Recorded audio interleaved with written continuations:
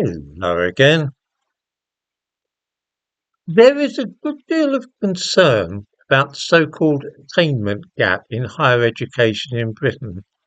This is something which is of great interest in the United States as well, the achievement gap between black students and white.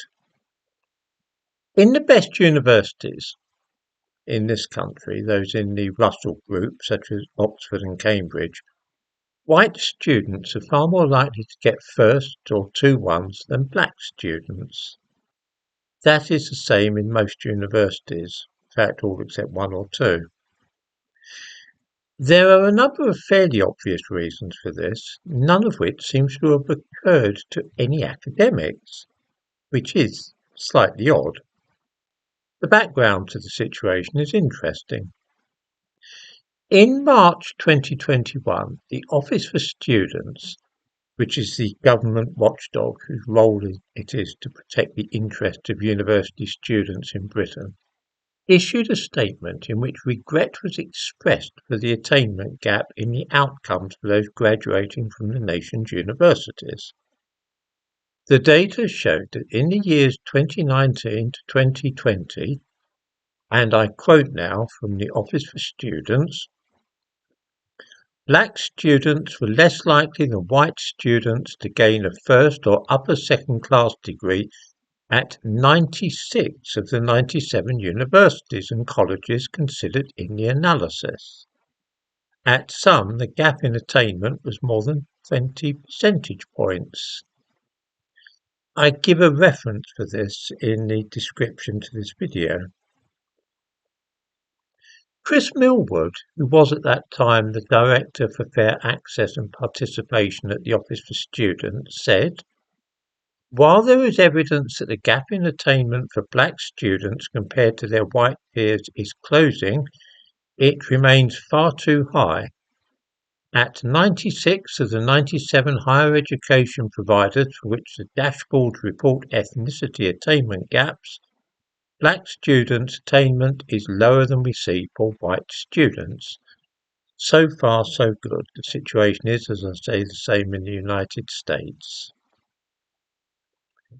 In Britain, universities are subsidised by the government, and when they are told that such and such a figure is far too high, this is of more than academic interest to them.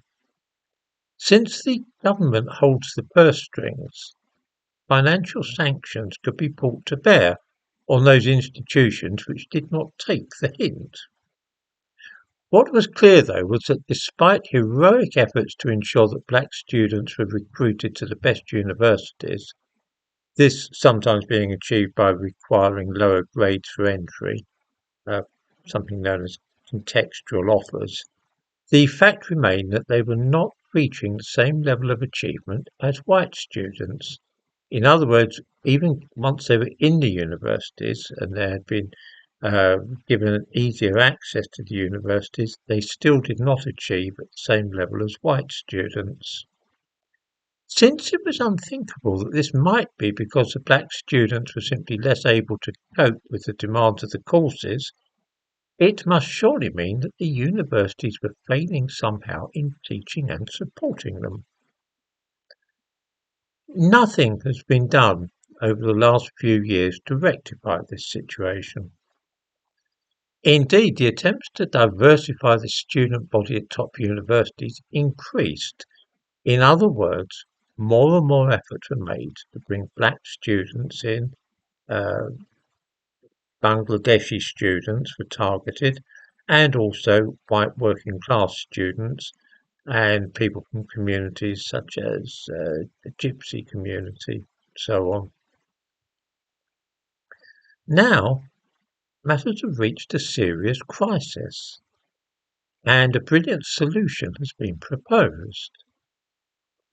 If black students and those of Bangladeshi heritage are unable to get good degrees by sitting examinations in the conventional way, then clearly those examinations must be abolished.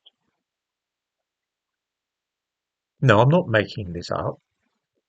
In the description to this video, I give a link to a news item which explains what is going on, but I can summarise this easily enough. It's no secret that admission to places like Oxford and Cambridge is now a damn sight easier if you are from a working class family or if you are black. This is what is meant by contextual offers. They used postcode analysis, either Polar or the Acorn system.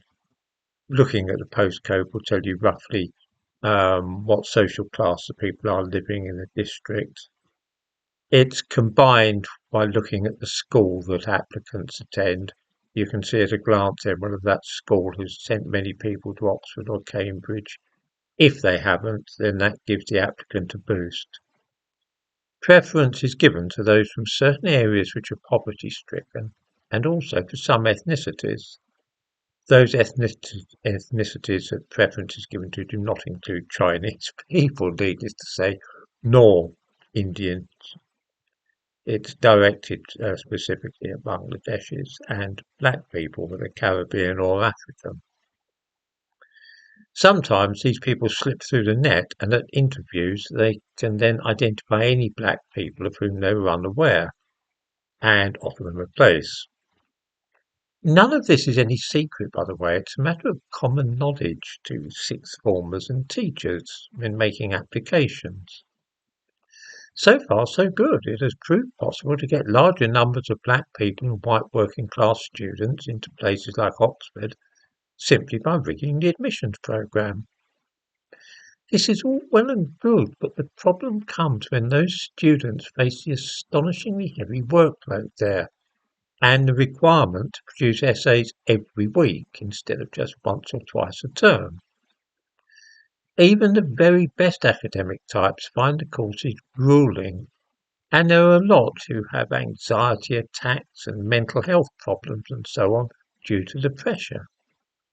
For those who are not in that very high-performing category, but who have been given places simply to fill a quota, Oxford is a nightmare.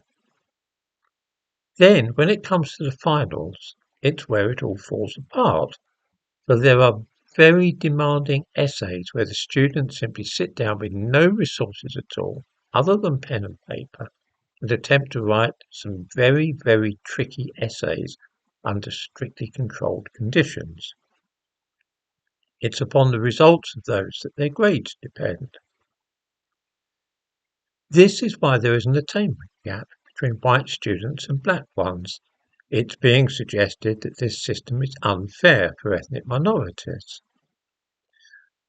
The solution suggested is that it's a fault of the exams themselves that black students are failing to get firsts, and that the remedy is to allow them to sit their exams at home, or at least to have their books with them to write their essays in their final exams.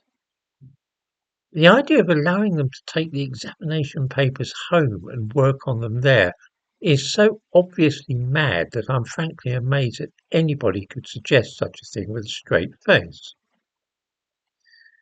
Once universities like Oxford follow such a course of action, one knows that all hope of academic rigour has been sacrificed on the altar of diversity, and that it will only be a matter of time until Oxford starts to slip down the international ranking. It's all quite mad, and in the description to this video I give a link to a news item explaining what I've been talking about.